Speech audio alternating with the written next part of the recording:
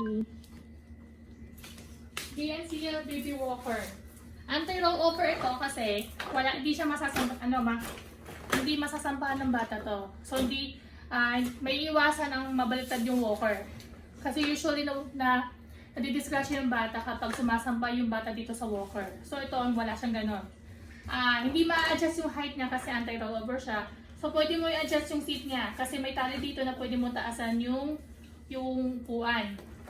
Tapos physical, di battery naman to, yung lagay ng battery na silalim ng vacuum robot head. So, tutuan mo lang yung yung walker, tapos pinutin mo to. Yan, umiilaw yung mata ng robot. Pwede mo change mode. Babago yun, hindi piano mode yan. Yan. Tapos ito, BPA free yan. Yung material ng walker. So kahit tila-tilaan yung baby to, nguyang-nguyain niya pag wala pang ipin si baby, okay lang kasi safe naman to, non-toxic. So ito naman, yung paggalaw naman ng bata, so 360 yung rotate ng wheels niya. So, hindi mahirapan si baby gumalaw dito. Okay? Tapos if ever naman, gusto mo matuto si baby maglakad, tatanggalin mo lang itong seat cover, yung seat niya. Yan. Tapos ito. So, if ever magtuturuan mo si baby maglakad, i-adjust mo muna yung wheels dito sa yung sisikipan mo yung gulong niya.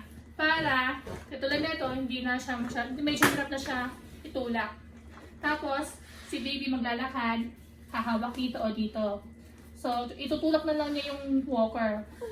So, kasi kunyari si baby, hindi pa siya marunong mag-balancing. Hindi na pa control yung galaw niya. So, may tendency si baby, pag nag-start maglakad, pupush ka yan. Para nagdadapat naman si baby. So, para maiwasan yan, sisikapan mo yung wheels ng walker. According sa anong kaya ni baby na mag-push.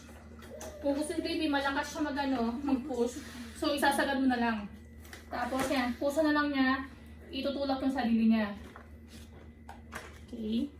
Tapos if ever gusto mo siyang i-fold na, hindi mo na kailangan gamitin yung walker, i-twist mo lang to.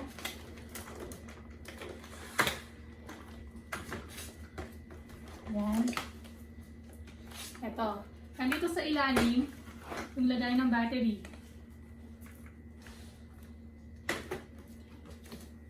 Wait.